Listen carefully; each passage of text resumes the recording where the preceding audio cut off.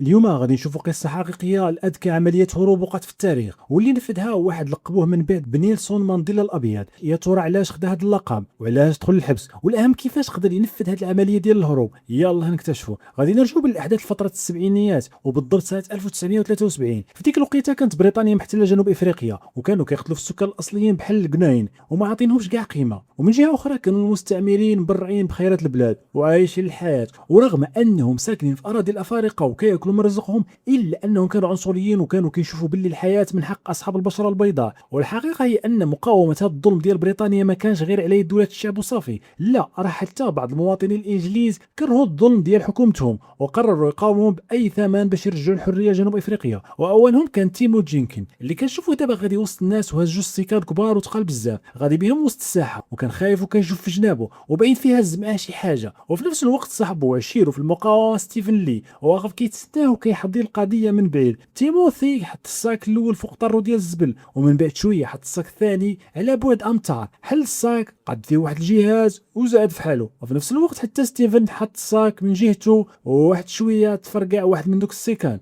وصدقت فيهم قنبله، ولكن قنبله من نوع اخر كتخرج منشورات وكتطيرهم في كل القنت باش الناس كاملين يقراو وينوضوا يثوروا ضد الاحتلال الانجليزي. غير تفرقعت القنبله الاولى والثانيه المنشورات عمرت الساحه كامله. ديك الساعه تيبوتي جر صاحبو باش يجربوا يهربوا، ولكن للاسف تشدوا حيت البوليس كانوا وصلوا وتشدوا بجوج. هنا دارت لهم محاكمه كبيره وبقى القاضي كيغوت عليهم وكيعاتبهم حيت اعتبرهم خونه لبلادهم، ورغم ان والديهم بجوج ناس قارين ولاباس عليهم، واحد صيدلي والاخر باحث يعني من الطبقه الراقيه. القضيه جاتو غريبه كيفاش كيطالبوا في دوك المنشورات بالمساواه بين اصحاب البشره البيضاء واصحاب البشره السوداء. وعلى هذا الشيء حكم القاضي على تيموثي ب 12 عام ديال الحبس وستيفان ب 8 سنين، وغادي يدوزوا العقوبه ديالهم في واحد الحبس سميتو بريتوريا كاين في جنوب افريقيا، ولكن مخصص غير الناس البيض. في ذاك الوقت وجدوهم باش ينقلوهم للحبس ودخلوا كل واحد فيهم البيت. ستيفان البيت اللي كان جالس فيه لاحظ باللي السرج محلول وهما قراب للارض يعني يقدر يهرب، وفعلا وخا يديه كانوا مربوطين زعموا نقز من السرجم وطاح في الارض في الشارع،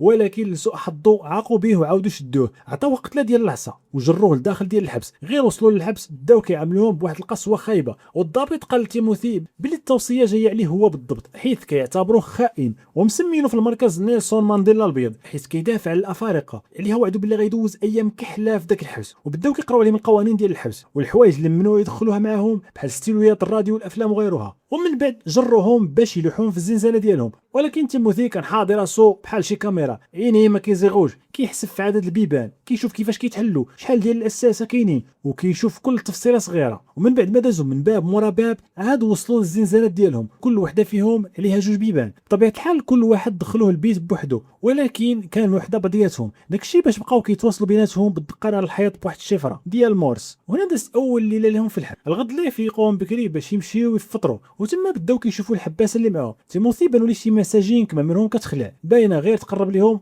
يصيفطوك الاخره، داكشي باش بقى حاير وما عارفش حدا من يجلس. وعلى غفله كيبان ليه واحد الراجل كيشير ليه باش يجلس معاه وكيرحب به. هذا الراجل لاحظ باللي ستيفن تالف وغادي للجهه الاخرى وطلب من صاحبه اللي جالس حداه يدير شويه ديال الصداع باش ستيفن يرد البال ويجي عندهم. وفعلا تجمعوا، بدا هذا الراجل كيهضر معاهم وقال لهم باللي راه عارف القضيه ديالهم وباللي الحباسه كاملين كيساندوهم. عرفهم براسو وقال لهم سميتو دينيس، حتى هو معتقل سياسي ومحكوم عليه بالمؤبد. تما ستيفن زعم وقال ليه باللي راهم ناويين يهربوا وما غاديش يطولوا في هذا الحبس. وفي ديك اللحظه كيشوفوا بعينهم المعامله القاسيه والوحشيه اللي كيتعاملوا بها الاساسه مع المساجين الافارقه، غير الضرب والاهانه. وهنا دينيس بحال الا عجباتو الشجاعه ديالهم وقرر يعاونهم. غير سالوا الفطور ناض باش يدير بهم دويره في الحبس ويوريهم القناه ديالو. بداو كيجروا في الساحه ديال الحبس بحال الا كيديروا الرياضه باش ما يعيق بهم حتى واحد، وهو كيشرح لهم. وراهم السور اللي الطول ديالو وصل 12 متر وعامر بالاسلاك الشائكه الماضيه اللي كتسلخ الجلد، هادشي من غير بروجيكتورات ديال الضوء اللي كتدور في الساحه كامله باش يشدوا اي حركه غريبه. وديك الساعه العساسه اللي في البرج كيتكلفوا بالمهمه بالقرطاس والسلاح اللي معاهم. ولكن اللي غريب اكثر هو ان البوليس براسهم حافرين خنادق وانفاق تحت الحبس باش الا فكر شي حد يحفر نفاق ويهرب يطيح عندهم ويردوه للحبس. باينه في هذه الهضرات باللي دينيس باغي يوصل لهم فكره واحده، الهروب من هذا الحبس راه مستحيل. وختم كلامه فاش قال لهم باللي شحال من واحد حاول يهرب منهم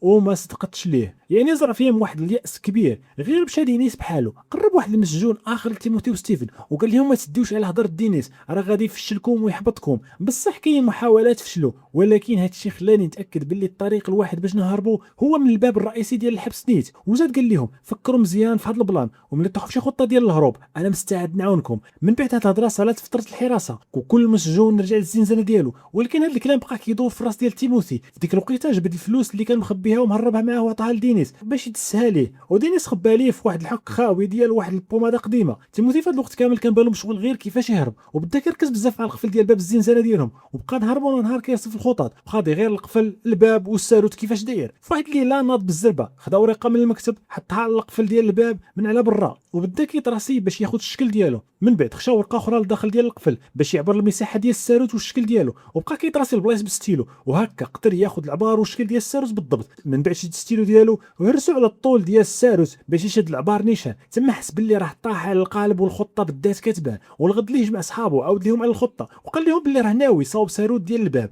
من العواد. في الاول صحابو بداو كيضحكوا عليه، قالوا ليه واش تصديتي ساروت ديال العود راه غير الضورو يتهرس لك في يديك. ولكن من بعد ثقوا فيه وبداو كيعاونوه باش يوصل للورشه ويصاوب الساروت. وفي وقيته الغدا وداروا واحد البلان، ناضوا ضاربوا بيناتهم غير باش العساس يقرب لعندهم. ديك الساعه تيموثي حل عينيه مزيان وبقى مركز مع الساروت اللي معلق عند العساس باش يعقل على التصميم ديالو بالضبط، وبقى ديما كيستغل الفرصه ويقرب من العساس باش يخطف الشوفه في الساروت، ومباشره كيمشي يرسم التفاصيل ديالو في واحد الورقه باش يصاوب نسخه بحالو. تيموثي كان كيوصل للورشه ديال النجاره باش ينحت الساروت من العود بلا ما يعيق به حتى واحد، وصحابو ديما كانوا واقفين عساسه كيحضوا ليه البوليس والضباط. واللي واعي في هذا الشيء هو ان تيموثي كان مخبي طرف ديال العواد اللي خدم به في القاع ديال الكاس ديال القهوه، حيت هذا الكاس هو الحاجه الوحيده اللي مسموح ليهم يديوها ويجيبوها معاهم من برا الزنزانه. ولكن المشكل هو ان التفتيش كان مزير، داك الشيء باش كل مره كان كيخرج هز الكاس ومخبي في قاع العود، وداك الطريف ديال الموس اللي كينجر به كان قلبه كيضرب وكيفشلوا ليه الركابي بالخوف. ما كيرتاح حتى كيدوز التفتيش بسلام وكيرجع للزنزانه ديالو باش يكمل خدمته في الليل ملي كل شيء كينعس. ومن بعد اكثر من شهرين ديال الخدمه والتخطيط قدر اخيرا يقاد اول ساروت للباب ديال الزنزانه ديالو. كان طاير بالفرحه ومتحمس باش يجربه،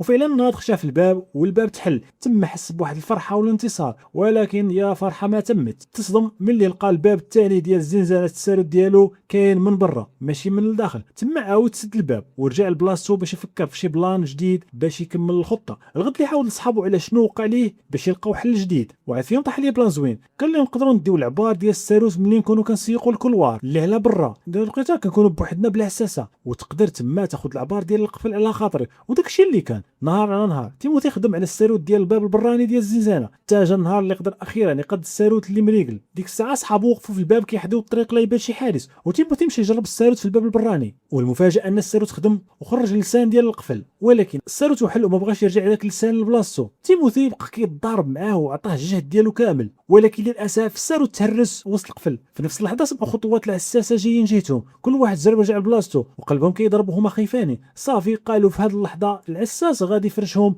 والخطه كامله غادي تضرب في الزيرو. ولكن لحسن الحظ العساس ما وصلش لعندهم. تيموثي حاول مره اخرى باش يحل المشكل، ولكن والو، القضيه حامضه. ملي وصل وقت النعاس جا العساس كيدور باش يسد البيبان كاملين، وصل للبوابه ولقى اللسان ديالها خارج. تيموثي حس بالعساس واقف حدا الباب ديال الزنزانه ديالو وقال صافي مشينا فيها وتفرشنا. ولكن المفاجاه كانت العساس غير سحب له باللي شي زميل ديالو هو اللي نسى الباب محلول، وجبد الساروت الاصلي وسد الباب عادي. ديك الطريفه ديال العواد المهرسه لداخل ما اثرتش كاع على القفل. في هذه اللحظه تيموثي تنهد ورجعت فيه الروح والامان رجع ليه من جديد. واخا التصميم ديال الساروت الثاني نجح فيه على فتح الباب ويقدر يعاود ينحت واحد اخر بلا مشاكل، المشكل الكبير اللي بقات لهم دابا هي كيفاش غادي يقدروا يحلوا هذا الباب من على برا وهما لداخل مسدود عليهم. الغد ليه صحابهم الثالث في الخطه واللي سميتو ليوناردو جاتو زياره في الحبس من عند ولدو الصغير انطوان. دري صغير براقل لباه واحد الهضره، قالت له ماماه باللي راك غادي تخرج من الحبس حتى يولي في عمره 22 عام. ولكن الاب ليوناردو بقى كيوعد ولدو باللي هاد الهضره ما غاديش تكون بصح، وباللي غادي يكون معاه في اقرب وقت وغادي يعيشوا مجموعين ديما. وعلى غفله كيدخل العساس وكيحبس الزياره وكيطلب من المربيه تجي تسدي الدري الصغير. وخا ليوناردو حاول بزاف يرغب في العساس باش يخليه غير يزيد شويه، ولكن بلا فايده. في ديك اللحظه ليوناردو ما بقاش كيفكر في شي حاجه من غير الهروب، وبغى البلان يصدق في اسرع وقت ممكن. داكشي باش الغد ليه وهما في فتره الاستراحه كانوا كيجريو بالجهد بحال غير كيديروا الرياضه، ولكن في الحقيقه كانوا كيتدربوا على الجري السريع وانهم يشدوا النفس بزاف باش نهار يهربوا يقدروا يضربوا مسافات طويله ويفلتوا من الاساسه. تما ليوناردو قال تيموثي وستيفن باللي طاح ليه واحد البلان للمشكل ديال الباب ديال ديال برا. هاد الفكره جاتو حيت ولدو انطوان كان صاوب ليه طياره ديال الورق فيها خيط طويل، وقال ليهم نقدروا نستعملوا داك الخيط باش نوصلوا الساروت للقفل اللي على برا. ولكن تيموثي قال ليه باللي هاد الخطه ما غاديش تنجح حيت الخيط مرخي وما قاصحش، ومحتاجين شي حاجه صلبه باش يقدروا يتحكموا في الساروت ويدوروه لوسط القفل. وما كيهضروا دخلوا لهم الاساس على غفله، وما يبدلوا الهضره وبداو كيديروا راسهم كيشطبوا وكينقيو الزنزانه باش ما يعيقوا بوالو. غير مشى الاساس ستيفن طاحت عينو على العصا ديال الشطابه اللي كانت في يد ليوناردو، وقال ليه لقيناها، هذا هو الحل. خطف منه العصا ديال الشطابه ومشى وقف في الشرجم ديال الزنزانه اللي جا قريب مع الباب ديال برا، وبدا كيجرب واش يقدر يوصل بالعصا من الشرجم حتى للقفل ديال الباب. وفعلا هكا طاحوا على الحل العبقري اللي غادي يخليهم يحلوا الباب من برا. الغد ليه تيموثي مشى لورشه النجاره وبدا كيصاوب الساروت من جديد في بلاصه داك اللي تهرس. وهو خدام كيشوف واحد من صحابو خدام بواحد العصا مركبه في واحد الماكينه فيها بحال واحد الترس وكيدورها بيديه. تما شعلت له البوله في راسو. تيموثي طاحت عليه فكره واعره، قرر يدير نفس البلان باش يقدر يدور الساروت في الباب. وفعلا بدا كيصاوب عصا ديال الشطابه ضرب في الاخر ديالها تورس باش يدورو، وركب فيها الساروت باش يقدر يخشي في الباب ويدورو بكل سهوله. وبطبيعه الحال الحماس خلاه يزرب يمشي يجرب هذا الاختراع الجديد، وفعلا الخطه صدقت ليه وقدر يوصل العصا من الشرجم للقفل اللي على برا. خشى الساروت دورو والباب تحل. تيموثي كان غادي يطير بالفرحه وحس بالانتصار. جبت الساروت، ولكن المشكله الساروت زلق ليه وطاح ليه في الارض برا الزنزانه. تما تيموثي تصدم، ما عرف ما يدير. الخلعه شداتو ولا يجي شي عشاش في هذه اللحظه ويشوف الساروت وتفرش القضيه كامله ويضيع كل شيء. زرب مشى جاب مسكه مضخها ولصقها في راس ديال العصا، بقى كيحاول يشد داك الساروت اللي طايح في الارض ويلصقو في المسكه. ومن بعد بزاف ديال المحاولات والتوتر والضغط النفسي الكبير قدر اخيرا يلصقو ويطلعوا لعنده. الغد ليه واخا كان باقي مخلوع بداك الشيء اللي وقع له البارح، كان فرحان وعلم صحابه باللي راه اخيرا قدر يحل دوك الجوج بيبان الاولين في مسار الحريه ديالهم. وبطبيعه الحال هاد السوارت اللي كانوا كيصاوبوا كانوا كيخبيوهم في اي بلاصه الا الزنزانه ولا حوايجهم، حيت التفتيش كان يومي وما كيرحمش. داكشي باش فاش كانوا خدامين في الجرده ديال الحبس كانوا كيخبيو السوارت في واحد الحفره تحت الغرس. ولكن المشكل هو ان واحد العساس كان حاضيهم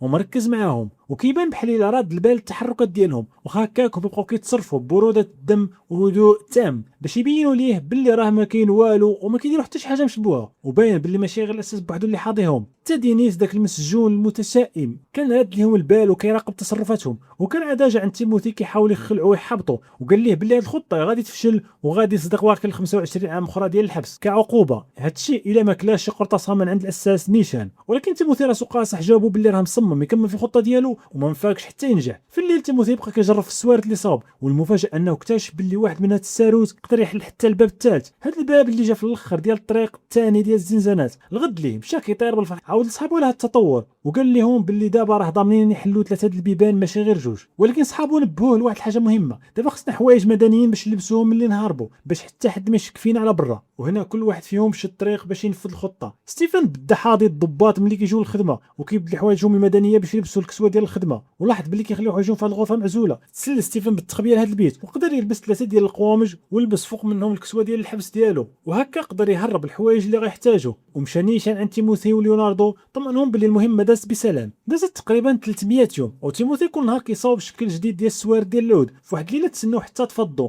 وكل شيء نعس، وخرجوا هو وليوناردو من الزنزانه ديالهم. دازوا من البيبان الثلاثه الاول اللي ديجا عندهم سوارتهم باش يمشيو يجربوا واش يقدروا يحلوا الباب الرابع ولا لا. في ديك الوقيته كان غير اساس واحد في الغرفه ديال الحراس وكان طالق الموسيقى بالجهد. هادشي عاونهم باش يوصلوا للباب الرابع ويجربوا الساروت بلا ما يسمعهم. ولحسن الحظ واحد من السوارت حل لهم الباب الرابع. تيموثي طار بالفرحه، ولكن سمعوا صوت الحساس خارج من البيت ديالو. ما عندهمش الوقت فين يرجعوا للور للزنزانه. داك الشيء باش زربوه وتخباوه في واحد البلاكار ديال التخزين جا تحت الدروج، بقاو حابسين النفس حتى داز العساس وطلع للطابق الفوقاني. من اخوات الطريق لقاو باللي عندهم فرصه باش يزتموا الباب الخامس اللي جا مور البيت ديال الاساس. استعملوا واحد المرايه صغيره باش يطلعوا ويتاكدوا باللي الغرفه خاويه، وملي بانت لهم الدعوه خاويه دازوا للباب الخامس وجربوا السوارت. حتى هو طاحوا له على الساروت ديالو وتحل. شدهم الحماس وزعموا يمشوا للباب السادس. في هذا الوقت بالضبط الاساس كان الفوق كيدور كيطل المنسجم ديال كل زنزانه باش يتاكدوا واش المسجونين ناعسين في بلاصتو. ولكن تيموثي وليوناردو كانوا نزوقه، عمروا الفراش ديالهم بالغطاء بحال الا شي حد راه ناعس تما باش ما يعيقش بهم. في الباب السادس الامور ما مشاتش كما بغاو، حتى الساروت ما بغى يخدم. في ديك اللحظه سمعوا الخطوات ديال الاساس راجع هابط في الدروج. زربوا طاروا رجعوا تخباو في ديك البلاكار اللي تحت ديال الدروج. قبل ما يوصلوا ويشدهم بقاو متخبيين وشدهم خلع حتى داز الاساس البيت ديالو سد عليه. ديك الساعه زربوا وطلعوا كيجريو الزنزانه ديالهم. واخيرا من بعد ليله عامره بالرعب كل واحد رجع لبلاصتو. تيموثي زرب وخبى داك السوارت والطرف ديال العود اللي بقى له في ديك الكاس اللي دار فيه الشيتا والسينيال باش حتى واحد ما يشوفهم. الناس هو عيان